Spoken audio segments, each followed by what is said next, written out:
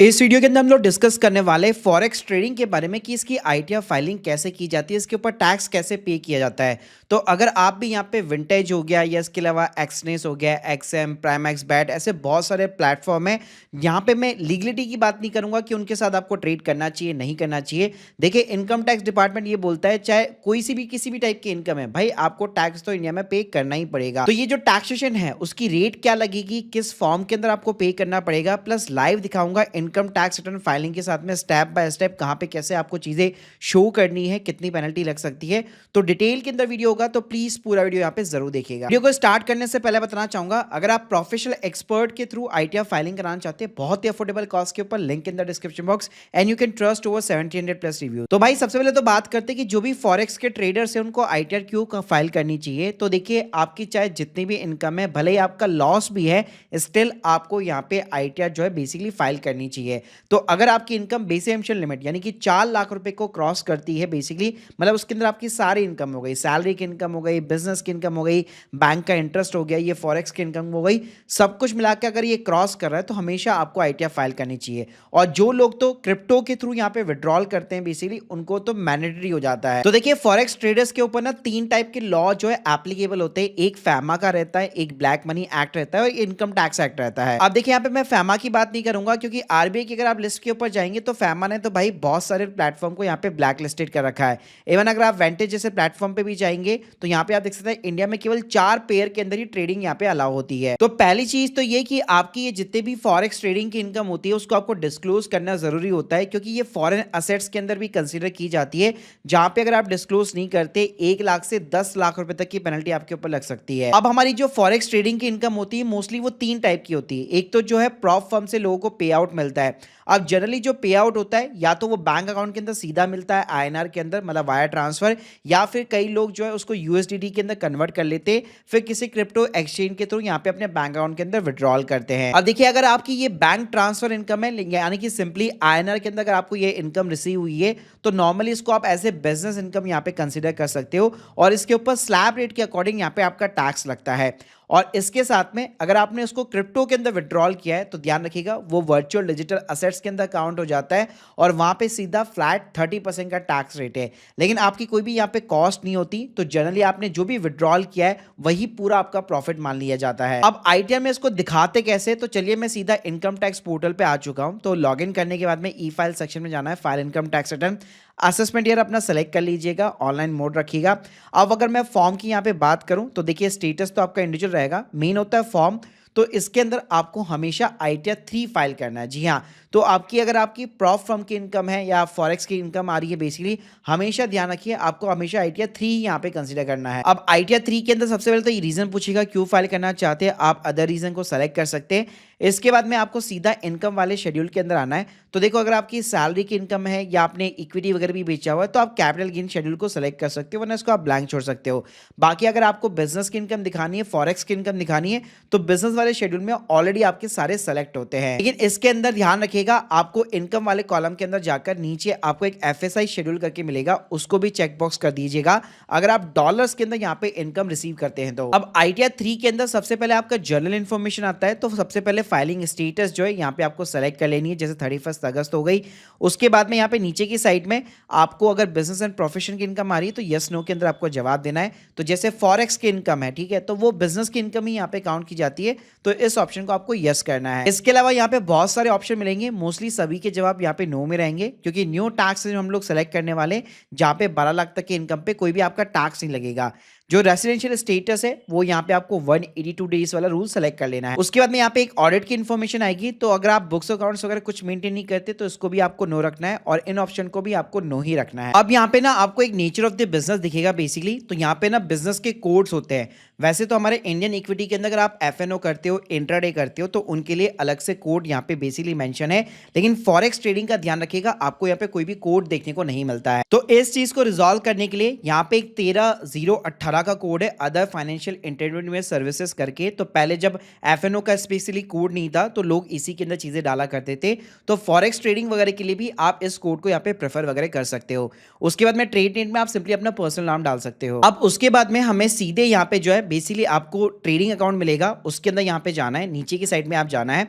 अब देखिए यहाँ पे ना दो चीज़ें हैं। देखिए अगर आपको बैंक ट्रांसफर इनकम मिली है यानी प्रॉफ फर्म पे आउट से या जो भी आपका एक्सचेंज है उससे सिंपली डॉलर्स के अंदर कन्वर्ट करके सीधा आपका आईएनआर के अंदर बैंक अकाउंट के अंदर पैसा क्रेडिट हुआ है, तो वो स्लैब रेट के अकॉर्डिंग यहाँ पे टैक्सेबल रहता है। लेकिन उसके अंदर भी ना कंफ्यूजन होती है। दो टाइप की बिजनेस इनकम होती है, एक होती है आपकी स्प्लेक्टिव इनकम, एक होती है नॉन स्प्लेक्टिव इनकम।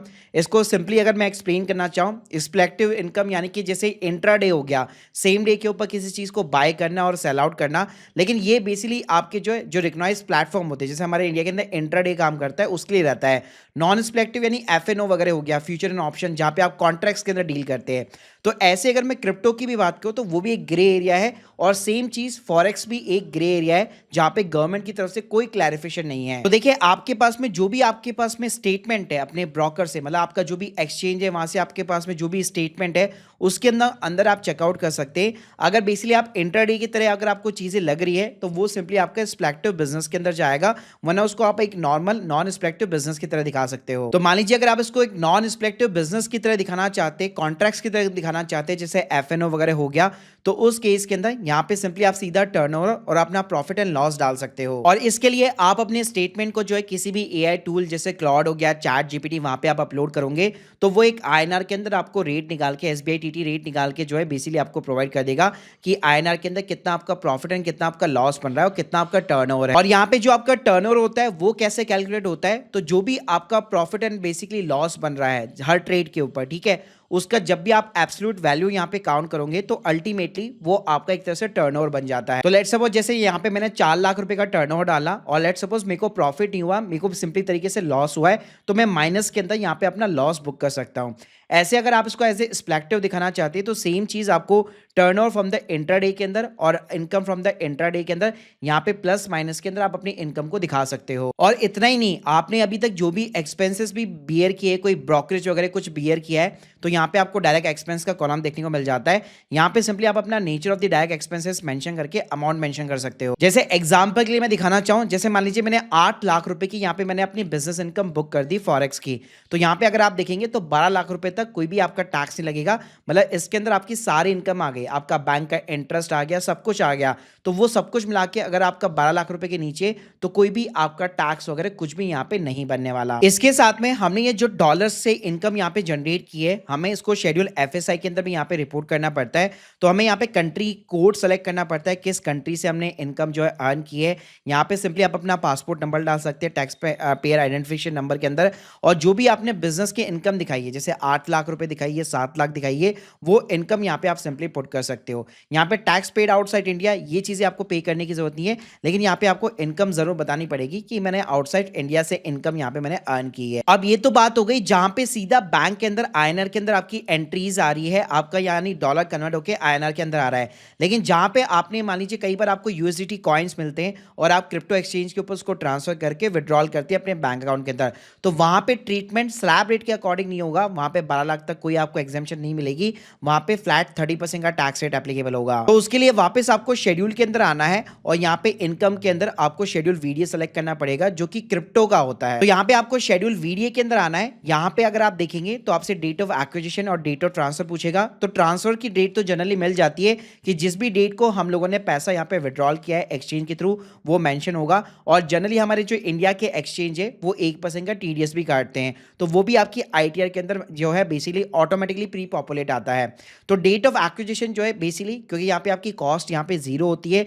जनरली क्या होता है, अगर हम लोग स्पॉट ट्रेडिंग करते हैं तो उसके अंदर डेट्स वगैरह हमारे पास में ऑलरेडी अवेलेबल होती है, लेकिन इस टाइप के ट्रांजेक्शन के अंदर कई लोग सैलरी भी जो है यूएसडीटी के अंदर लेते, तो उनके लिए फिर ये प्रॉब्लम क्रिएट करता है। तो यहाँ पे वैसे डेट ऑफ एक्विजिशन कोई फर्क नहीं पड़ने वाला है। यहाँ पे सिंपली जो है आपको अपना कैपिटल गेन दिखाना है, यानी कॉस्ट आपकी जीरो रहेगी और जितना भी पैसा आपने विड्रॉल किया है अल्टीमेटली वो आपकी वीडियो यानी आपकी इनकम बन जाएगा। और इसके बाद में जब आप शेड्यूल एसआई के अंदर आएंगे, आईटीआर 3 के अंदर ही नीचे की साइड में, तो यहाँ पे आप देख सकते हैं जितनी भी आपकी इनकम होगी उस पर सीधा 30% का टैक्स रेट एप्लीकेबल होगा। लेकिन ये 30% पूरा पे करने की जरूरत आपको नहीं पड़ेगी, क्योंकि 1% आपका टीडीएस भी कटा होगा।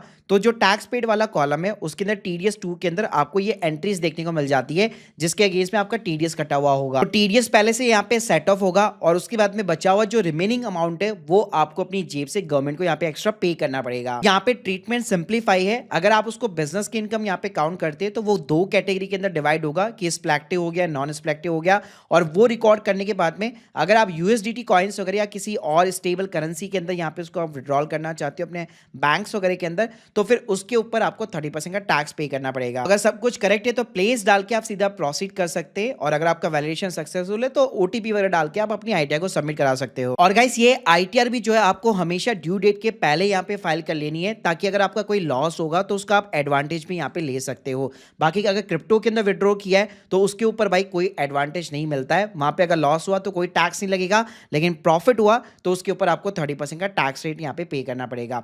बाकी गाइस कुछ चीजें यहाँ पे कॉम्प्लिकेटेड यहाँ पे बेसिकली जरूर है, तो अगर आप एक प्रोफेशनल एक्सपर्ट को हायर करना चाहते, link in the description box. आप लोग के जो भी डाउट्स है कमेंट बॉक्स के अंदर जरूर बताइएगा। Thank you guys, thank you very much.